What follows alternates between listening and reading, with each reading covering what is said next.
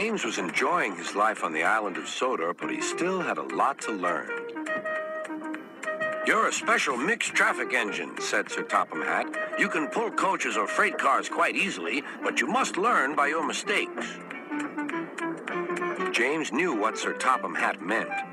He could well remember that dreadful accident on his first day. "Be careful with the coaches, James," said kind little Edward. "They don't like being bumped." Everyone came to admire James.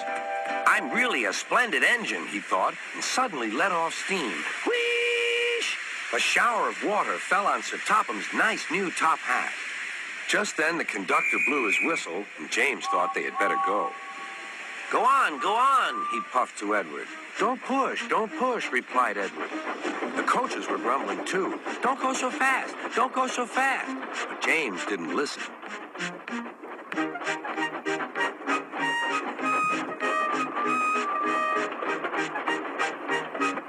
When at last they stopped at the next station, 2 coaches were beyond the platform. They had to go back to let the passengers out. But no one seemed to know about Sir Topham's new hat, so James felt happier. Presently, they came to the station where Thomas was waiting with his 2 coaches. "Hello, James," said Thomas. "Feeling better? That's good."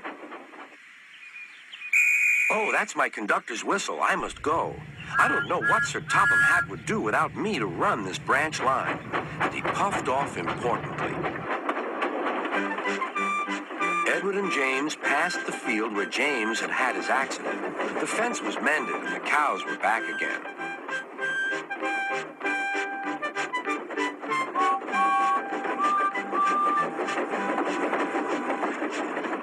They ended their journey and rested before setting off for home.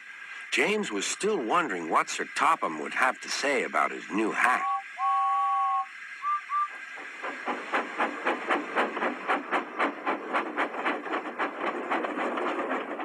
Next morning, he spoke severely to James.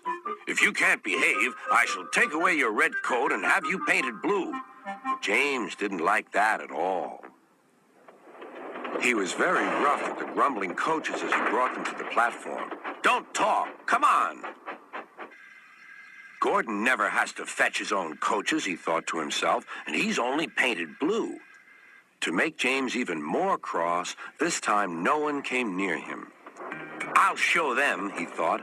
"They think Gordon is the only engine who can pull coaches."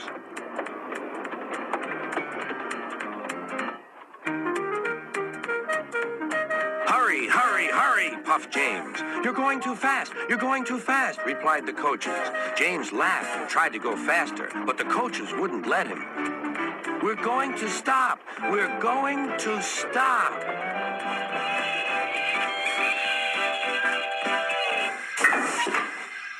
"What's the matter?" James asked his driver. "The brakes are on. Leak in the pipe, most likely. You've banged the coaches enough to make a leak in anything." "How shall we mend it?" said the conductor. "We'll do it with newspaper and a leather bootlace," replied the driver. "Well, where is the bootlace coming from?" asked the conductor. "Ask the passengers," said the driver. "You have a leather bootlace there," said the conductor to a smartly dressed man. "Please give it to me." "I won't." "Then I'm afraid the train will just stop where it is." The passengers all said what a bad railway it was. Then they told the man how bad he was instead. Everyone was very cross. At last, he handed his laces over. The driver tied a pad of newspaper tightly round the hole in the brake pipe, and James was able to pull the train.